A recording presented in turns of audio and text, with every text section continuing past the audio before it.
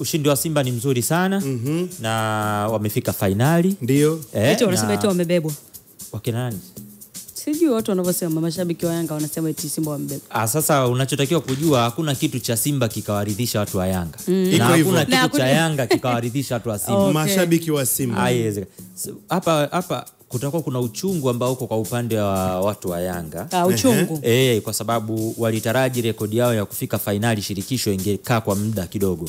Lakini imechukua miaka 2 tu alafu imeisha. Kwa sababu wao mwaka juzi walifika, kwa wametamba nayo mwaka jana, mwaka huu watu wameichukua. Kwa hiyo haiwezi kuwa habari nzuri kwao. Uliona kuna video moja ilikuwa inatambaa, Fabrice Ngoma mchezaji wa Simba akiwa kwenye dressing room alikuwa anasema sana kwamba sasa timu ya Tanzania muache zile kelele za kwamba sijui mmefika finali nini, saizi Simba nayo ishafika finali.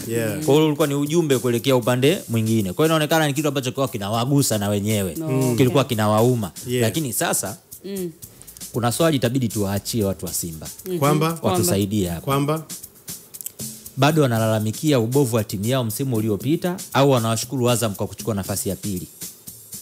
Hilo ni swali. Kwa sababu kwenye hii michuano walioingia shirikisho, ili uingie huko kwenye shirikisho inabidi umalize nafasi ya 3 kwenye ligi kuu Tanzania bara. Ndio. Unapata hiyo point? Ndio. Na kwa Simba na Yanga jinsi zilivyo, standard yao waliojiwekea hawa accept kumaliza nafasi ya 3 kwenye ligi.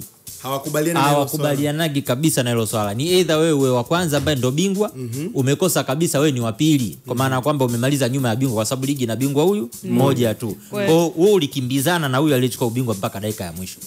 Lakini ukiwa watatu, maana yake kuna mtu mwingine kafanya vizuri zaidi yako wewe. Achilia na mwenzio aliyechukua ubingwa. Nafasi ya pili. Sasa umefanya vibaya. Sasa msimu uliopita Simba alilaumiana sana kwa wao kumaliza nafasi ya 3, ambayo ikawapelekea kukosa tiketi ya kushiriki michuano ya klabu bingwa. Wakashiriki michuano ya chini yake ambayo ndio shirikisho, ambayo ndio hii wako finali.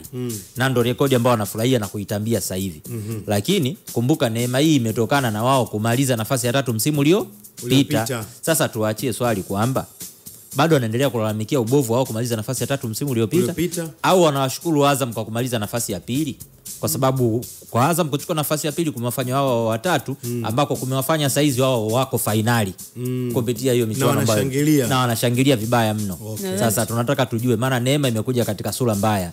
Sasa hapo nadhani tusubiri majibu. Hilo swali tuachie tu la kwao, sio la kwetu.